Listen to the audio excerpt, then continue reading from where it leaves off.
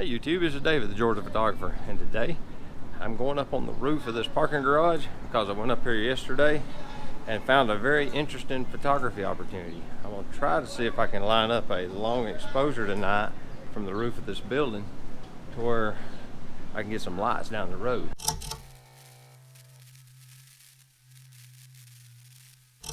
This is the electric power board building, and I'm in the elevator to go up to the top floor of the parking garage. And here we are.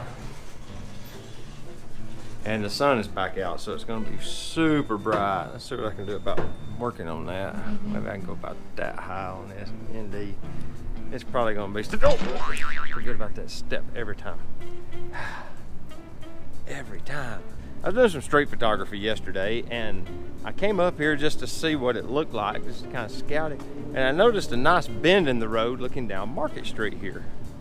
And I'm thinking, if I come back at blue hour and set up my camera on a tripod and do a long exposure, I can get the bend in the road as well as all the way down nearly to the Chattanooga Choo-Choo.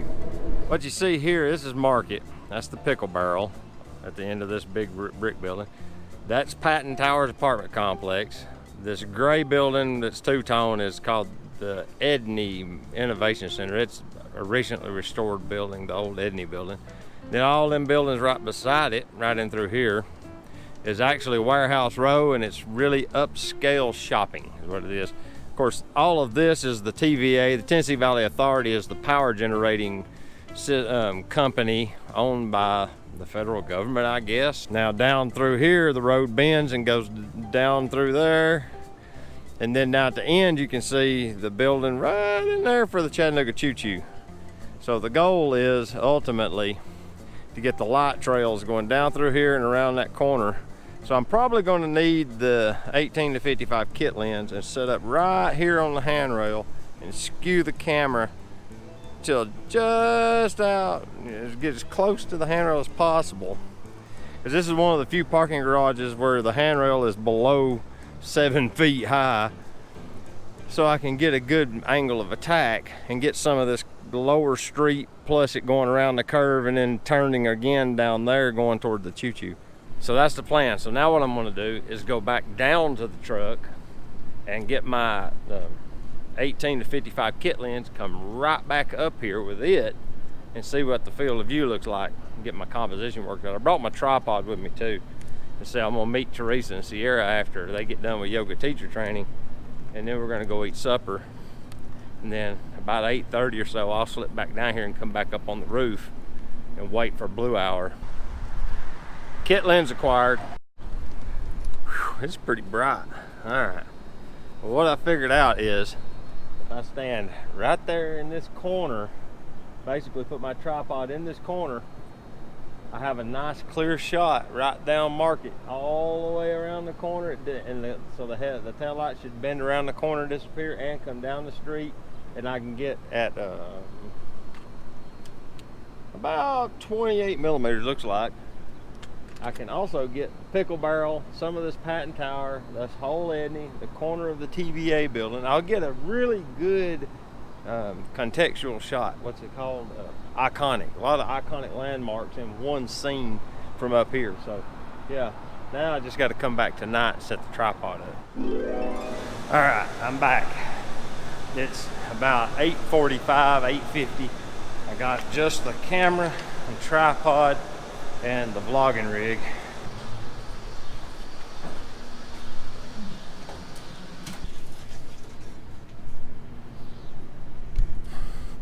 Curb. Remembered it this time. All right. Yeah. Oh, it's already looking pretty good too. Sunset is happening right now. It's supposed to be 5 till 9. I think that's about now. And it's over there behind them buildings somewhere, but I'm gonna go over here and shoot in the other direction. There ain't nobody up here but me. Here's the luxury. See that? See that stairwell? Goes down to the street. There's the stairwell. There's the truck. Just literally go down them stairs, across the street, hop in the truck, and I'm gone. But yeah, there's my angle. The wide angle nature of the GoPro makes it a lot more difficult to see it. Wait till you see the photo.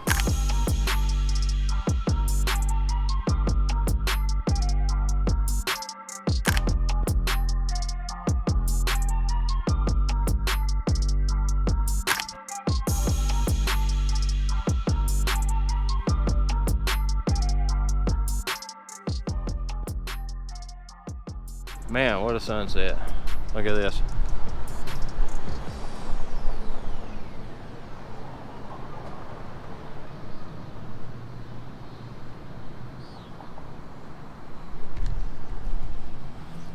It's beautiful tonight. I'm not a real big fan of staged photos, of waiting long periods of time to get the right light. I'm a big proponent of whatever light you have is the right light. Work with it. But some photos are literally just impossible to get without certain conditions.